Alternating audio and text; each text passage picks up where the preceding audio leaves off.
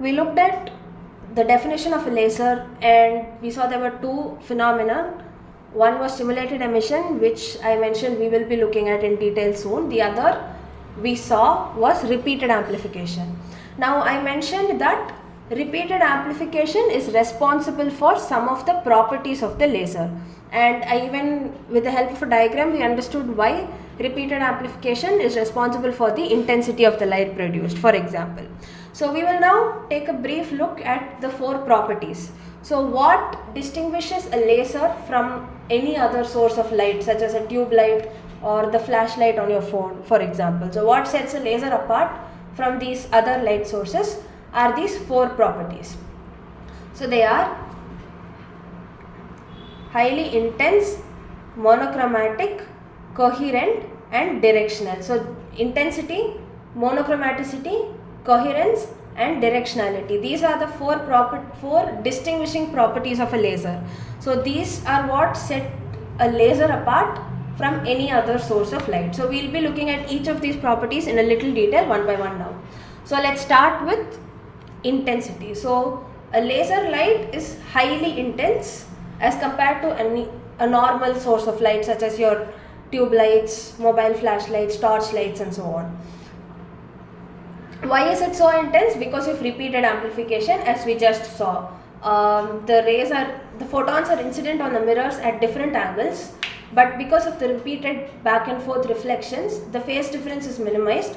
So the intensity of the final beam of light is maximized, which is why in a laser your intensity of the light beam is extremely high. So how do we quantitatively measure intensity?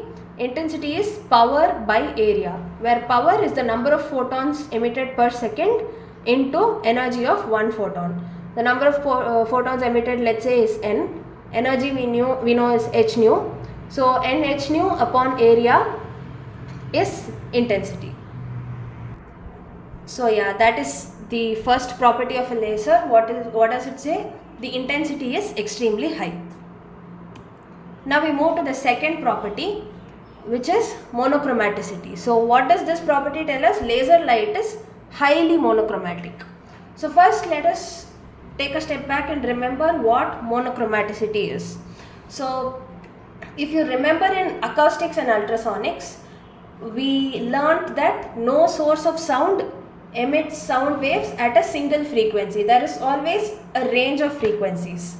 The central value, for example, is what we call the fundamental frequency. So when I say a source emits sound at a frequency of 120 Hertz, I only mean that the fundamental frequency of that source is 120 Hertz. The actual sound waves emitted fall over a range. It could be from 110 to 130 or 105 to 135 or whatever. But there is a range, but the central or the mean value is what we call the fundamental frequency. Similarly, whenever we take any source of light, it emits beams, right?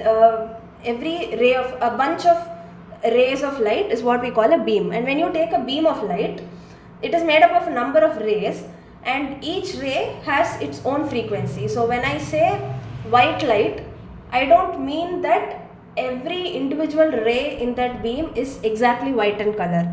I mean that all the rays in that beam fall over a specific range of frequencies, and overall the average frequency corresponds to the white light region of the spectrum. Similarly, when I say red light or blue light, I don't mean that every ray is exactly 700 nanometer or whatever. I mean that it falls in a range, let's say 680 to 720 for example, and the central 700, if 700 nanometers corresponds to blue light for example, then I say this is a source that emits blue light. So now what has this thing got to do with monochromaticity? When the range over which frequencies are spread is smaller or narrower, I say the source is highly monochromatic. So if I have a source of light which emits beams ranging from 680 to 720 nanometers, and I have another source which emits beams ranging from 695 to 705 nanometers. The central value for both sources is going to be 700 nanometers. So ideally I will call both of them blue light, for example, if blue corresponds to 700 nanometers on the spectrum. So they both have the same central frequency, but the spread of frequencies is greater for the first source than for the second. So the minute variations in color are going to be more for the first source. So let's say 700 is proper blue, then 680 might be somewhat light blue, 720 might be a darker shade, for example. So in that case, source A is going to have a larger variation in the various shades of light it emits, although the final light appears to be blue to the human eye. There might be minute variations more in source A, whereas in source B, because it's only from 695 to 705, the variation is going to be less. So I would say source B is more monochromatic. So that's exactly what a laser is compared to your other sources of light. The frequency spread is lower, so it is highly monochromatic. It has more rays of more or less the exact same frequency. So how do we quantitatively or numerically measure this spread? Frequency width at half maximum. FWHM stands for frequency width at half maximum. So let's understand what that is. Let's say we plot a graph of the intensity versus frequency of the laser light. So if this is your maximum intensity, we first find out what is the half maximum, which is obviously I max divided by 2. And then generally the intensity versus frequency graph looks like this. So there is a frequency for which your intensity peaks, and on both sides you have something like a normal distribution, a bell curve sort of.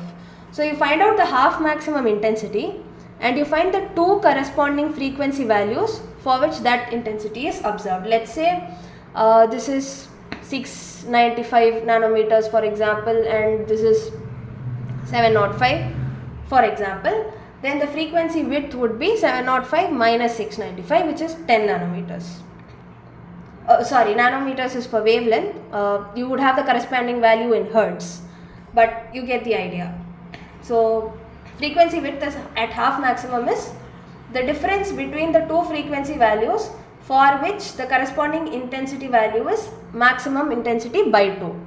So similarly, you can also have wavelength difference at half maximum. When you plot an intensity versus lambda graph, again you calculate I max divided by 2. You take the two corresponding lambda values and find the difference.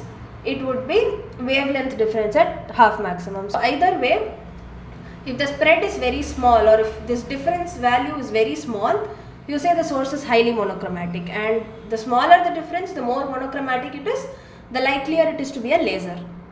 So we'll just look at this quick two formulae. So del nu, or the frequency difference, is equal to minus c upon lambda squared times delta lambda, where c is the speed of light, 3 into 10 raised to 8 meter per second. Lambda square is the square of the wavelength, and delta lambda is the corresponding wavelength difference again at half maximum. So if you know one of these, either delta nu or delta lambda, you can calculate the other provided you know the lambda value. So to relate the frequency difference with the wavelength difference, this is the formula we have: del nu upon nu equals del lambda upon lambda. So basically what does this property tell us? When you have a beam of light, it is made up of multiple rays. Each ray has its own frequency and wavelength. The range of frequencies or range of wavelengths should be very small. So most of the rays belong to a small narrow bandwidth of frequency or wavelength. Then we say the source is more monochromatic, and by definition, by property, lasers are monochromatic.